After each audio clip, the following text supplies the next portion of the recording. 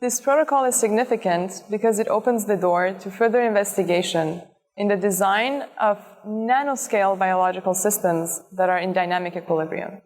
This technique fills part of the gap between engineered and natural structures because it enables the study of what we could call self-healing or the dynamic replacement of molecular components.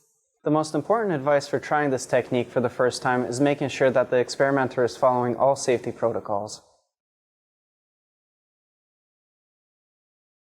First, prepare the stock solutions as outlined in the text protocol.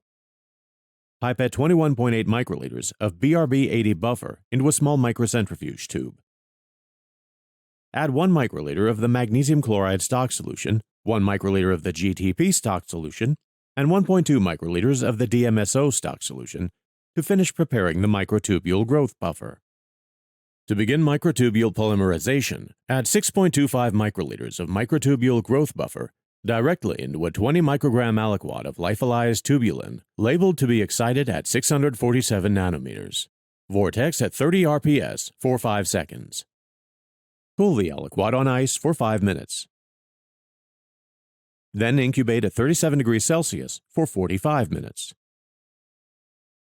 To begin microtubule stabilization, add 5 microliters of the aliquoted paclitaxel solution to 490 microliters of BRB-80 buffer.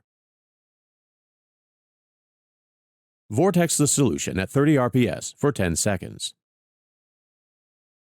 Once the 45 minutes of incubation for the microtubules is up, add 5 microliters of that solution to the BRB-80 and paclitaxel mixture to create the MT100 solution.